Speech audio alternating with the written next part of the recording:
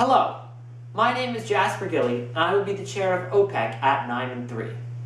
I'm here to let you know of some of the differences between OPEC and the other committees at NIMUN. The differences will be mostly procedural and will fall into three main categories: crisis notes, propositions, and the special types of directives we will be passing on OPEC. First, a little about crisis notes. Each delegate will be representing their country's Minister of Energy, and thus have full influence over their country's petroleum industry. To exploit that, you will use a crisis note. A crisis note is a short note that you write on a piece of paper to your home government by route of the dais. To send a crisis note, all you need is some simple instructions, such as cut daily oil production by 3%, or stop shipping oil to the United States. You write that on your piece of paper and send that to dais.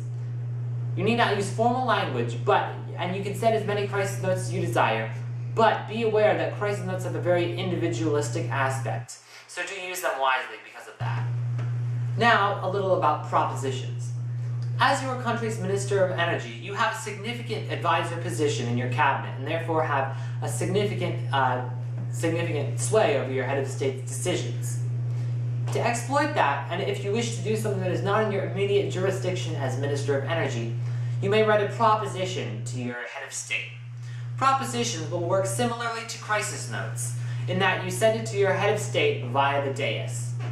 A proposition will have a request to do something large from your jurisdiction, which can only do small things, relatively small things.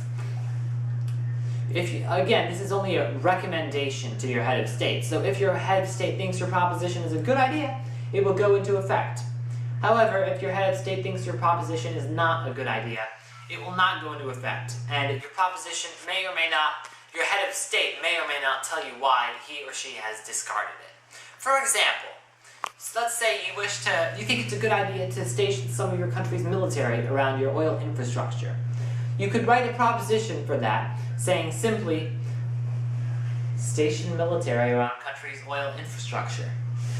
And because it's not in your immediate jurisdiction, because your military is not in your jurisdiction as Minister of Energy, but your head of state does have control over the military, and therefore if they think it is a good idea to put military around infrastructure, they will put military around infrastructure as per your request. Now a little bit about directives.